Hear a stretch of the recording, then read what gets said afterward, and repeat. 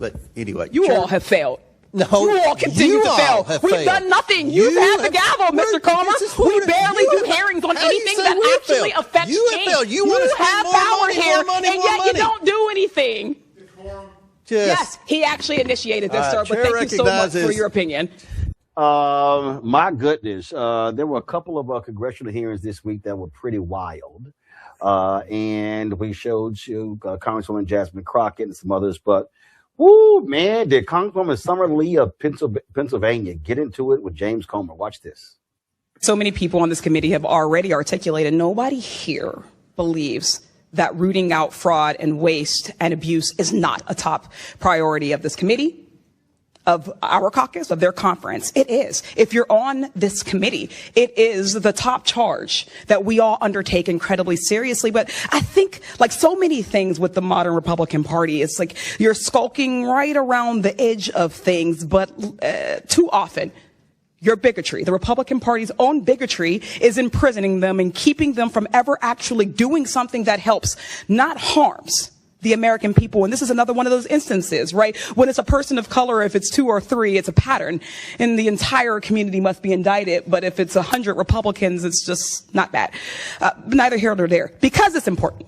That's why we have routinely held hearings where we actually go over with the Government Accountability Office their high-risk list. We take it seriously. But the tone of this hearing seems to be a hypocritical witch hunt. It's hard to take it as anything but that, rather than an actual oversight effort. Our federal government currently has the tools to catch and prevent waste, fraud, and abuse. It's how the alleged fraud in Minnesota was caught by the Biden administration in the first place. Mr. Blue, as a former federal prosecutor, you're familiar with some of the tools that we have, correct? Yes. Just briefly, could you please verify the following tools for me? Yes or no? Does the Government Accountability Office work to reduce waste, fraud, and abuse? Yes. Do inspectors generals work towards these goals? Absolutely. What about the Council of the Inspectors General on integrity and efficiency? Yes. Are whistleblowers important to rooting out waste, fraud, and abuse? Absolutely. Has the Trump administration helped or hurt these tools? Certainly hurt it by disbanding the Council for Inspectors General and then ultimately firing 19 IJs. Thank you. That's right. Again and again, Trump has attacked the oversight mechanisms within the federal government. He illegally fired 17 inspectors general and other key personnel. He goes after whistleblowers and he tries to roll back their protections. He routinely ignores the rampant corruption within his own administration. Republicans have turned a blind eye to all of this. They have held no hearings on these actions. And this hearing today isn't even about fraud generally within the federal benefits system, which we would welcome. Republicans have cherry-picked a blue state and an immigrant population, vulnerable, to demonize. To be clear, Minnesota is not the only state with a fraud problem. To truly tackle waste, fraud, and abuse, we need to approach the issue with a scalpel, not a mallet. Discovering that people are committing fraud in the federal program does not mean we should smash the whole thing and end it. It means its oversight mechanisms need to be improved. That's why it's so disappointing to see that the Minnesota House Fraud Prevention Committee that our witness, the Honorable Kristen Robbins, chairs, has issued no reports on these uncovered schemes. It hasn't advanced any legislation to address the issue or even shared whistleblower reports with their Democratic colleagues. They've just held a bunch of hearings and generated headlines, something our committee is all too familiar with. This hearing is not an effort by Republicans to improve social service programs. It's an excuse to end them and to punish Democratic-led states. This has always been the plan. It's why Republicans' so-called big, beautiful bill is estimated to cut more than $1 trillion from Medicaid and CHIP benefits and cut SNAP for 40 million people. The very children or folks with disabilities who were mentioned in the opening statements. Trump has also already taken advantage of the situation in Minnesota. After a YouTuber harassed and posted unsubstantiated claims of fraud against child care centers, HHS froze child care funding to Minnesota, which would affect more than 23,000 children. Just yesterday, Trump also froze approximately $10 billion in funding for programs supporting child care, social services, grants, and cash assistance in not only Minnesota, been in other Democratic-led states, California, Colorado, New York, and Illinois.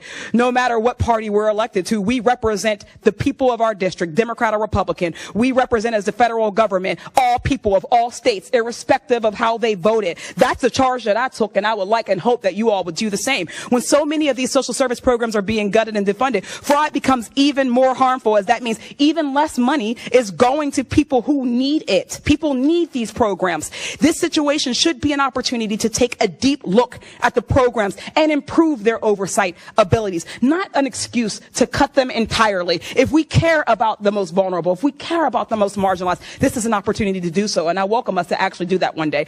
Thanks, I yield back. Ms. Lee, the IGs are hired to identify fraud. They haven't identified fraud. The IGs have failed. But anyway. You all have failed. No, you all continue to fail. We've done nothing. You've had the gavel, Mr. Comer. We barely do hearings on anything that actually affects change. You have power here, and yet you don't do anything. Yes, he actually initiated this, sir, but thank you so much for your opinion. You have failed. I yield it back. Chair recognizes Mr. Perry from Pennsylvania for 5 minutes. Thank the chair. Oh, that's how you get that ass, Matt. Yeah, and that's how you show receipts. I mean, you know, look, this is the same kind of cognitive dissonance we always talk about on the show, but they're the first ones, Republicans primarily, to talk about, you know, rule of law, you know, the process, the whole deal, and then you gut the oversight for that. If you really wanted that, then you would beef up those processes, not remove them. And, you know, I'm glad that she called that out. I'm glad that she specifically said, you know, don't we already have weren't there mechanisms that were supposed to root out what you're claiming is this fraud and abuse and waste? And if you get rid of those, then you're talking out of both sides of your head. And we know that the administration has been doing that. We also know that DOJ, from my understanding, did not post the results that it was talking it was going to have. So that's all lip service. It's all rhetoric. And I think that rhetoric is not going to bode well for them when it comes to the midterm, because what people are actually saying is inflated cost, and they are not seeing cheaper groceries as they were promised they would be seeing very shortly upon Mr. Trump's return. Michael? Yeah, Summer Lee exposed more of this nonsense coming from the Trump administration and coming from these feckless Republicans in a very unproductive 119th Congress. And this is an example. So you had Trump fired 17 inspector generals because criminals don't want oversight. That's what this is about. Criminals do not want oversight, and they want to remove those mechanisms that will be the guardrails that will investigate them. And it's also important to note that the prosecution of Somalis, like in Minnesota, when it came to the COVID-19 fraud and things like this, that began in 2022 under the Biden-Harris administration, under the Biden-Harris Department of Justice. Okay, so Comer doesn't want to mention that for some reason either. But this is the result of 7,000 votes, as Reverend William Barber said. The reason why Republicans are in control of all these committees, the reason why they're in control of the House of Representatives, is because of 7,000 votes, and out of however many million who voted in 2024. So this is what we have to change in 2026. These are consequential elections.